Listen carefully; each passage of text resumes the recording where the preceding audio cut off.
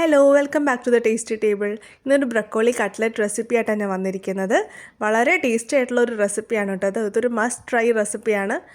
നമുക്കപ്പോൾ ഇൻഗ്രീഡിയൻസ് എന്തൊക്കെയാണെന്ന് നോക്കാം.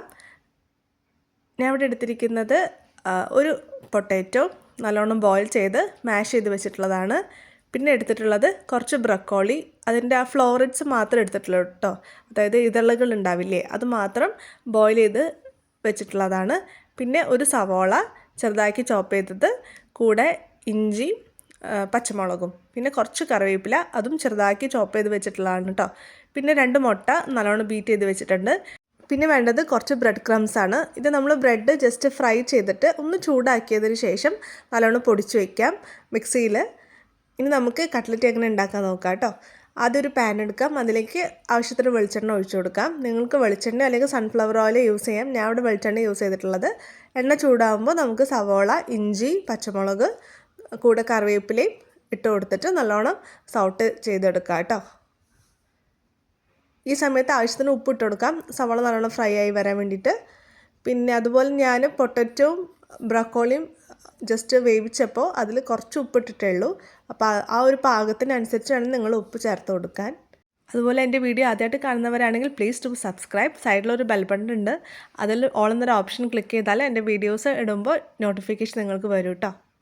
നമ്മൾ ചേർത്തിട്ടുള്ള സവോള, ഇഞ്ചി, പച്ചമുളക് ഫ്രൈ ആയി വന്നിട്ടുണ്ട്. ഇനി നമുക്ക് പൊടികൾ ചേർത്ത് കൊടുക്കാം കേട്ടോ. അതിലേക്ക് ഞാനിവിടെ ഒരു 1/2 ടീസ്പൂൺ മഞ്ഞൾപ്പൊടി ചേർത്തു, പിന്നെ 1 ടീസ്പൂൺ മുളക് പൊടി, അതുപോലെ ഒരു 1/2 ടീസ്പൂൺ ഗരം മസാല. നമ്മൾ ചേർത്ത് കൊടുത്ത മസാലയുടെ പച്ചമണം മാറുന്നവരെ നല്ലോണം സോട്ട് ചെയ്ത് കൊടുക്കുക.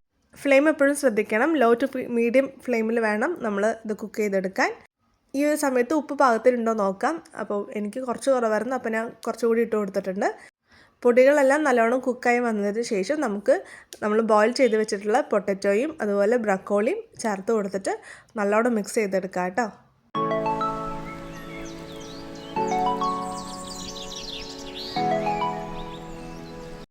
നമ്മൾ പ്രിപ്പയർ ചെയ്തിട്ടുള്ള മസാല ഇവിടെ ചൂടാറിയിട്ടുണ്ട്. ഇനി നമുക്ക് ഈ മസാല ജസ്റ്റ് ഒരു ബോൾ പോലെ ഒരു ഷേപ്പിലുണ്ടാവില്ലേ കട്ട്ലറ്റിൻ്റെ, ആ ഒരു ഷേപ്പിൽ നമ്മൾ മേക്ക് ചെയ്തിട്ട് മുട്ടയിൽ ഡിപ്പ് ചെയ്യാം. അതിനുശേഷം ബ്രെഡ് ക്രംസിലും മുക്കിയിട്ട് ഒരു പ്ലേറ്റിൽ വെക്കാം കേട്ടോ.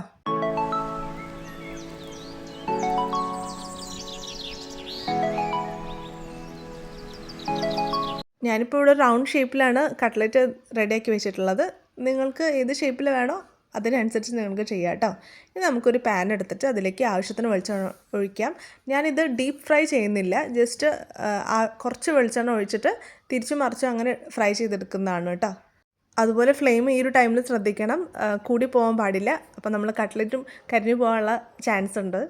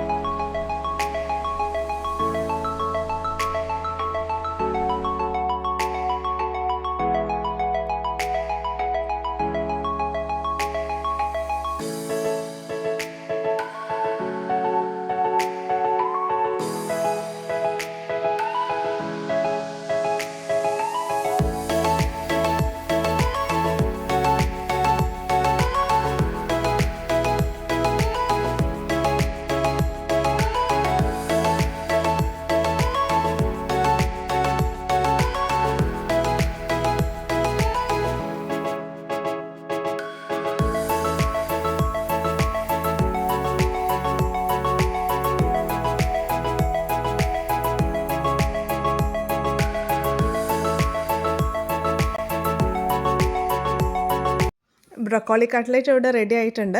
ഇനി നമുക്കൊരു പ്ലേറ്റിലേക്ക് ഇത് സെർവ് ചെയ്യാം കേട്ടോ.